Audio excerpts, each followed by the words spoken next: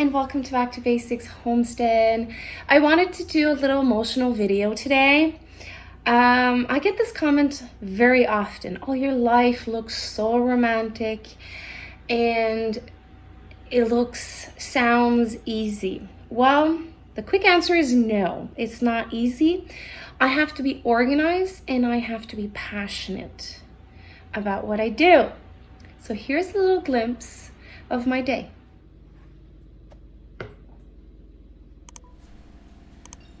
A from scratch lifestyle is what I have chosen. It's not perfect. I don't do everything, but I do most of my things.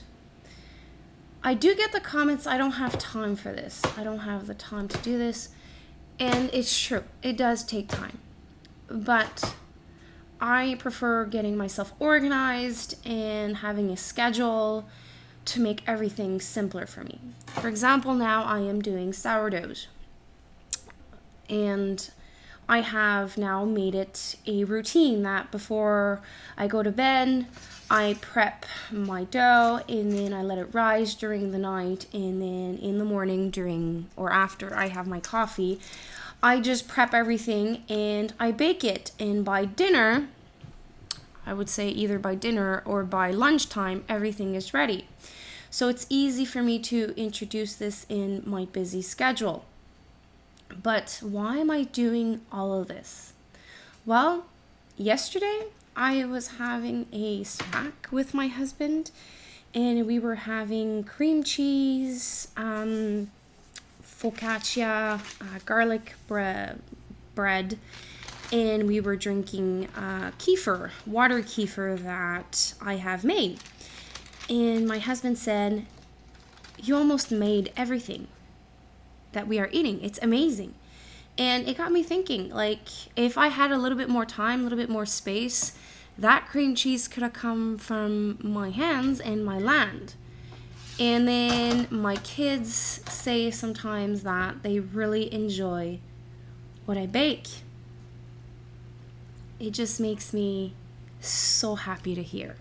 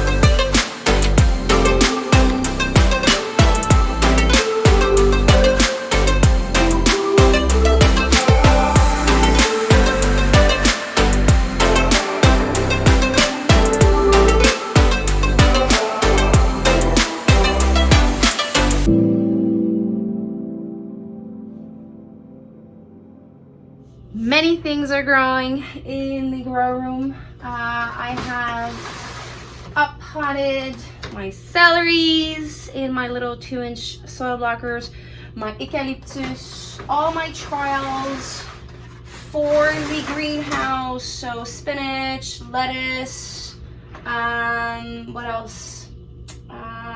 Kohlrabi, and that's it. And then all my onions are growing pretty well.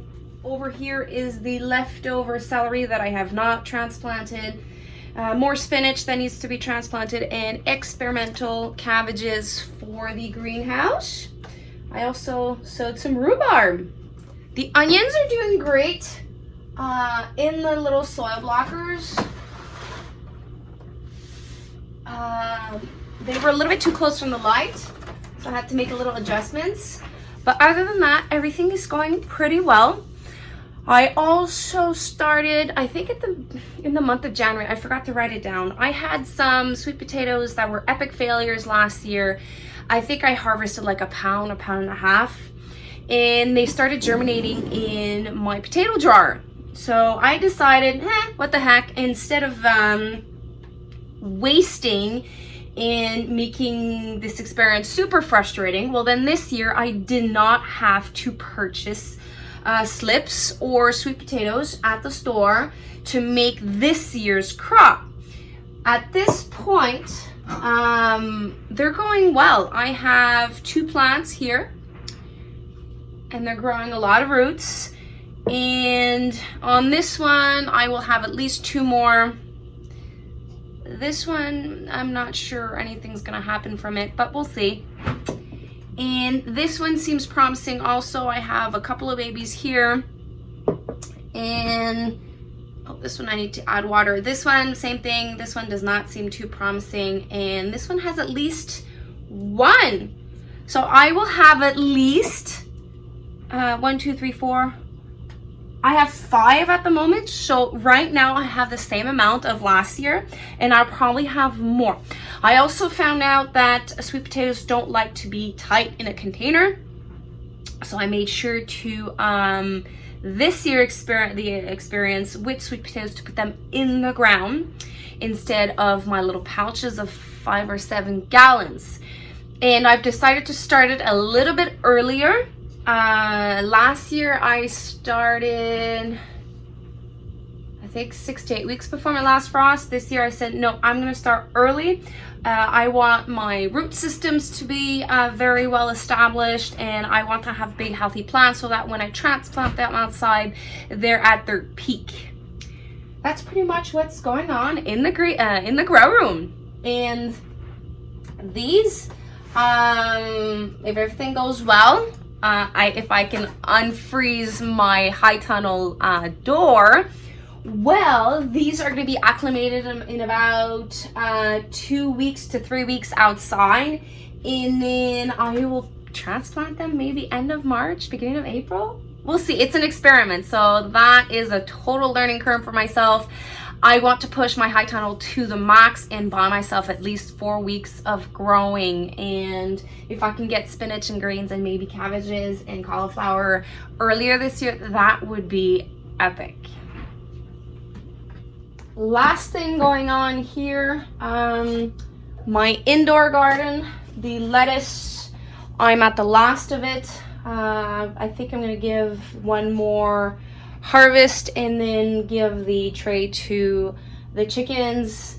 I'm starting to have little babies of peppers, and the tomatoes are doing good. One is a bit behind, but not that bad.